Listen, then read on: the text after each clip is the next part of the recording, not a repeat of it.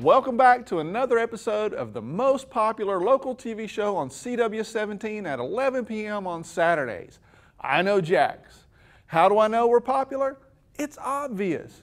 You know, I keep running into more fans of the show everywhere I go. Just recently I went to see the new Batman movie, and being the gentleman I was volunteered to go out and buy popcorn for my lovely wife who just can't seem to enjoy a movie without having popcorn and a drink. And as I'm squeezing my way back through the aisle, I suddenly hear a voice saying, "I know you." I looked at the lady who spoke, and I've never met her before, so I said, "I don't think I know you," and she promptly replied, "But I know Jax." We talked for a while, and it turns out she's also a big fan of the CoastalCompanion.com segment. I must admit, it's a strange feeling to be recognized when I'm out and about, and it's very flattering, and it just proves that there are a lot of you guys out there who watch the show every week. Not everyone who sees me out on the town is going to come up and strike up a conversation. I get that. So in reality, I've only met a few of you in person so far. Of course, this show reaches 675,000 plus households, and statistically, I think a household in the U.S. is 1.87 people or something like that. So there is a large group of peeps out there glued to their TV sets watching my ugly mug right now. Pretty cool, huh? All I can say is thank you, and I really mean it. Thanks to you, I can say I know Jax, because you are where we get ideas about fun things to do in the show. Right now, we're actually finishing off our second season of I Know Jax, and we're getting ready to start our amazing third season. So when I said I Know Jax is here to stay, I was serious. So far, it's been an incredible journey, and we would never have made it this far without your support. So thank you. Keep spreading the word and telling your friends about us. The big news moving forward is that we are starting a new Jaguar segment next week, and I'm really excited about that.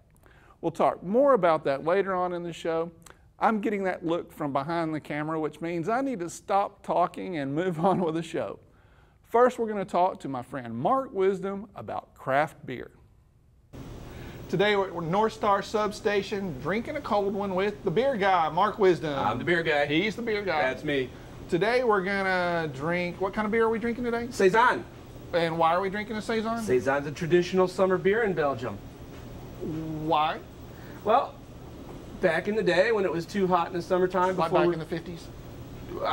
Yeah, 1850s. Okay. When it was too hot to drink, back up. When it was too hot to brew beer during the summer. I gotcha. Okay. It's never too hot to drink beer. No, it's never too hot. They would brew the beer, the Saison style beer, in the late spring. Okay. So it would be ready for the farmhands during the harvest season. Okay. Because farmhands, they get thirsty, they need something to drink. They want to get their drink on. They want to get some beer. They want to get a drink on. Yeah, got to get the drink on. Speaking of such. Let's get a drink on. Beer break. Beer break. Pretty tasty. Intuition, they have a very nice Saison. It's yeah. a local brewery right here. They have a very nice Saison themselves called Honey Badger. My favorite beer ever. It's your favorite. It's a cult favorite. Everybody loves that beer. It's a great beer. But it was brewed in the southern portions of Belgium. Still is. It's called a farmhouse ale because every farmhouse had a different one. It was a hard one to nail down as far as when they were trying to make specific styles and put the characteristics down for it, because there were so many different variations of it. So basically what they did, they said it's a dry ale, lower alcohol, not super high alcohol. Don't want the farmhands getting all crazy on you. Well, they got implements. Exactly, implements of destruction. I mean, sharp tools. It's ugly. Could get crazy. It can get crazy, and I've heard it did. I heard it did. Yeah. It did it. Now once you or said twice. how many liters were they entitled? Five. Entitled to 5 liters of beer a day. A day. A day. A day. They were allowed that a day. So they know how to get their drink on in Belgium. They really do. They can drink over there. I've been there. Those folks know how to drink, and you know, so it's a great farm summertime drink. It's crisp, it's clean, it's got a little herbaceousness to it. Herbaceousness? Herbaceousness. That's a new word. I like that. Herbaceousness. I debated using it. You made that up. You made that up. I debated using it because I didn't know if you could catch that word. It was too big I'll for look you it or up not. on Wikipedia when we're done. You probably will. But it's a refreshing beer for the summer, and it goes very well with grilled meats. Goes very well with lamb. It goes very well with steak. It's a great all-around summer beer. Some of the better ones around. I just had one the other day and it was awesome. Cigar City out of Tampa. Okay. Cucumber Saison. No, thank you. It was awesome. Yeah, I don't like cucumbers, but I'm sure it was awesome. It tasted great. It's good for people like cucumbers. Honey Badger's it for me. Honey Badger is another awesome one. One that you're going to find that's very common is Saison du Ponte. That's like the gold standard of all Saisons. So that's the one that everybody knows about. Right, and that's the Belgian. That's from Belgium. And it happens to be from Belgium. And it just happens to be from there. Now, we've been talking about some really cool beers for the summer. Right. What foods go with these things? All of the summer foods that you normally So hot dogs, have. hamburgers, steaks, chicken, shrimp on the Barbie. Shrimp on the Barbie, roasted corns, all that good stuff. Yeah, salad. Saison goes great with salad. Saison goes, you know what, Honey Badger, for me, goes great with everything. As I might be a little partial. I might be a little partial, but you know, Honey Badger doesn't. You know, we can't say that on broadcast TV. I think I'll stop right there while I'm ahead. While you're ahead, before you get everybody in trouble here. Yeah, we'll see you guys again on the next Beer Guy segment. See you later. If you have any questions or suggestions for Mark, you can email him directly at beer@iknowjax.com, and we will answer your question right here on the show. I don't know why I said that. Mark Wisdom will answer it. Me, I know Jax. And we'll get more of my sought-after expertise on big life questions right after this. I Know Jax is supported by these great businesses. CoastalCompanion.com, your guide to fun things to do on the coasts of South Carolina, Georgia, and Florida. Check out our free Grillin' and Chillin' ebook full of summer recipes. Checkers Barbecue, where they specialize in cracker-style seafood made fresh by owner Art Jeanette, the king of cracker cooking. Come get your hot shrimp, baby! CamdenHappenings.com for all things Camden County. Make sure to join the CamdenHappenings.com newsletter for the latest Lovetown USA updates along with local event info.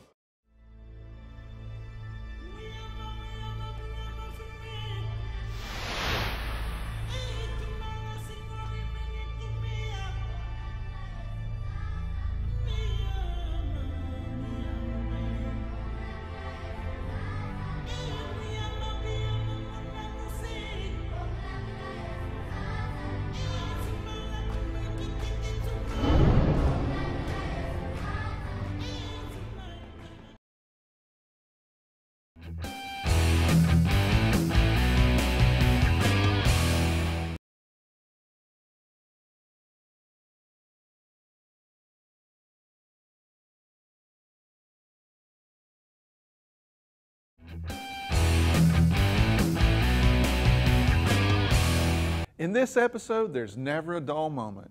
One of the things I like to do is watch a good fight. Besides football and rugby, I'm also a boxing fan. So when Julie from the Girls Gone Green told me that Adam is a Muay Thai instructor and an animal friend, I couldn't wait to hear more. I can already tell this show is just oozing testosterone, so ladies, this one's for you. If you're like me and Joe, then nothing is more attractive than a man with a soft spot for animals. As rare and endangered as that might be, I found one here in Jacksonville, and here's the kicker. He's a Muay Thai instructor. So in other words, he has a big heart and big muscles. He devotes his free time to saving a species still misunderstood by a lot of people, elephants. He wants them out of the circus and back into the wild where they belong. These animals are becoming extinct, but yet we're using them in these archaic shows. Adam Sigalski is a fighter and a lover. An animal lover, that is, and he has an affinity towards elephants. Well, elephants are one of the most intelligent and highly social animals on the planet, and they're self-aware. They do the test where they put the elephant in front of the mirror with something on his forehead, and the elephant actually looks in the mirror and pulls it off. Their social aspect is exemplified when older female elephants help more inexperienced mothers with protecting and rearing their young. Also, their capability of emotion is unquestioned, yet they are still not afforded the proper protection from poaching, hunting, and capturing. Well, Laos used to be known as the land of a million elephants, and currently right now they say there's around 1,000 wild elephants and about 500 domestic used for work. And the birth rate for elephants in Laos, there's like 10 deaths per 2 births, so as you can see the population is declining rapidly. Adam is a world away from their homeland. But that's not stopping him from trying to make a difference. He has been hard at work at trying to get a sanctuary up and going in Laos, a first for this country. The woman, Kate Wolf, researched what areas were really in need of a sanctuary, and Laos having none, and then with her contacting our organization, and I volunteered to help them, it was almost a perfect match, you know, for me, trying to get the elephants out of the circus here locally, and then helping to start a sanctuary that's in a country that there is no sanctuary, and where elephant population is declining so rapidly. It's hard to imagine this pulls no punches tough guy actually pulling no punches when it comes to protecting this gentle species. I actually came up with the name, the Lotus Elephant Sanctuary. I did the logo, websites, I've done some fundraising for them, and I'm a board member, and I deal with a lot of different contacts. I'm helping kind of set up the office over there by getting funds. He's taking his fight out of the ring and into an arena few people have fought in.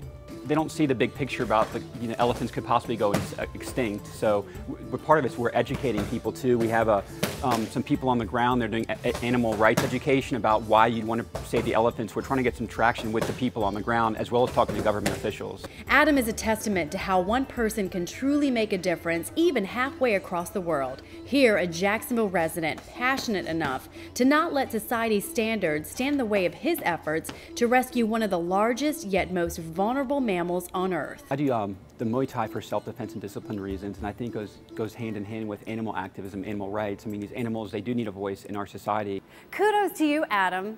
Can't you just watch that story all night? Anyway, if you'd like to help Adam with his fight, log on to our website, thegirlsgonegreen.com. And while you're there, follow our blog and share with us ways you're going green and getting healthy. Also, please let us know about a guy in your life who has a big heart for animals, and we'll enter you to win a 3-month subscription to Veg News. We'll see you next time with more ways to live a happier and healthier life. Back to you, Joe. Thanks, Julie and Adam. Elephants are just fascinating animals. Speaking of animals, it's a jungle out there, my friends. I'll be right back after this with more from I Know Jax. I Know Jax is supported by these great businesses. CoastalCompanion.com, your guide to fun things to do on the coasts of South Carolina, Georgia, and Florida.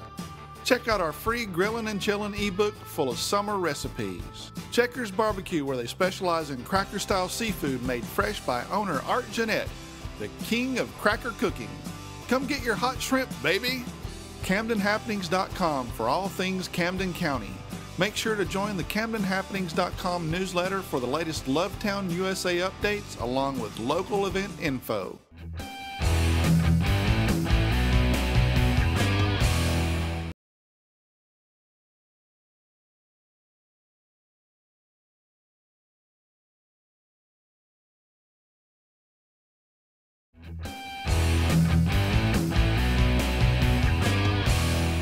Brent is a colleague of mine who follows the wine segments online.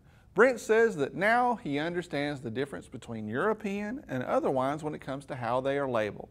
It's good to know that I'm not the only one who's learning in this.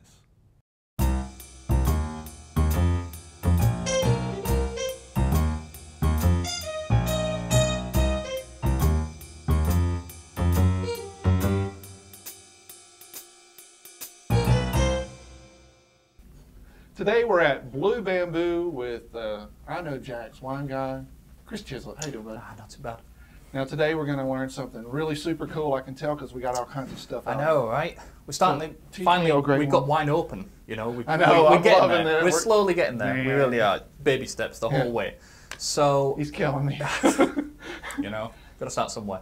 The idea of aerating wine with this kind of fangled gadget, this Soiree wine aerator versus decanting wine. What's the, you know, what does it do? Well, exactly. What's the benefit? What's the purpose? This everything surrounding it. You know, there's a lot of like wine myths surrounding, you know, aerating and decanting, and everybody has their own preference. So this is the Soiree wine aerator. This is what I personally use in my own home. There's all kinds of different ones. Yeah, this is just one that I found to work really well. It fits into the bottle. You can completely invert it, as I'll show you in a second. But yeah, so that's the Soiree. When I typically use it, it's for, you know, full-bodied wines. Sometimes wines that have been aged for a little bit longer, not your, you know, your 20, 30-year old bottles. Just your easy, everyday drinking kind of wines is so where when you say full-body, give me an example of. Well, Cabernet. yeah, so obviously. Cabernet, even Merlot, and that's the thing. You know, I've got a Pinot Noir up here to show. You know, there's plenty of times when I'll be decanting something heavier like this, but I won't bother with like a Pinot Noir, only because it's not going to hurt the wine, but it might not bring anything to the table. So it might not help, but it won't hurt. Yeah, it definitely, decanting never hurts. I've decanted sparkling wine, champagnes, white wine, sweet wines. Absolutely, yeah, definitely. And it's really never going to hurt it unless it's really like 40, 50-year-old wine and it's already kind of oxidized and it's just going to completely destroy it. With an aerator or decanter. But if you're buying that kind of wine, you already know what you're doing. Yeah, you're not watching a guy like us, So aged, aged red wines typically don't need to be kind of gone through this kind of thing. But how you do it, so it's fairly aggressive, right? I like it. Now isn't there an urban myth that like it takes like cheap wine makes it taste like expensive wine? You know, a lot of people. I've heard this one going around. I call it an urban myth because it must be if I've heard about it. Yeah, if you've seen it on the internet. The thing with it is it's opening the wine up. Okay. In both cases, really in both cases. Does it make it taste more expensive? Some people think so. Some people think not. To me, it's just opening. Yeah, I mean you can smell it from here already. And then with a traditional decanter, and pop this thing off. It's much more much slower. Typically, you just kind of pour it down the side, and if the wine has any sediment, you can actually see that, the small kind of sediment. So when would you use one over the other? It's really personal preference. For me, I typically aerate wine when it's, you can say, under $30, but just your average, everyday, easy drinking wines. But saying that, I've done it with $60. Also, when you're in a hurry, right? Because that takes longer. Well, yeah, unless you want to start picking it up, and there's no reason why you can't do this. But for me, you get home, you pull the cork out of a bottle and sling this thing on. It's ready to go. Yeah, this definitely requires a little bit more planning. Okay, cool. So I'm gonna see if I learned what I was supposed to today. Cool. Oh, great one. Like I'm the adding wine air. Yoda now. Adding air helps make it taste better.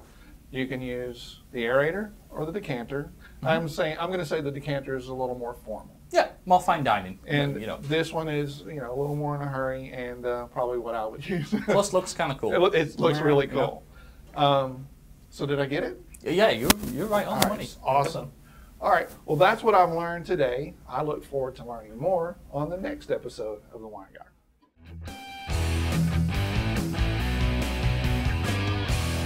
One of my favorite things to do in Jacksonville is go to the First Wednesday Art Walk. The Art Walk is a free, self-guided art walk that takes place in downtown Jacksonville every month. And every month, there's a new theme. This event is all about having fun and hanging out with friends, and it gives you the opportunity to meet new friends and see new things. You can get your map at Hemming Plaza and start from there. And this time, the theme is Tealville. Saturdays, I always try to make it to the farmer's market to get fresh vegetables and fruit. Yes, Julie, I do try to eat healthier, and going to the market definitely helps me do that. Now, my closest farmer's market is the Beaches Farmer's Market, which is open on Saturdays from 2 to 6 p.m. One of the newest farmer's market in Jacksonville is the King Street Farmer's Market in Riverside. Maybe you heard about them. They had a cash mob visit for lunch recently. This market is located at 1021 King Street in Riverside and takes place on Wednesdays from 11 a.m. to 2 p.m. It seems like we're getting more farmers markets popping up in the area, and that's great to see. You can find more details and more information about farmers markets in the Jacksonville area on our website at iknowjax.com.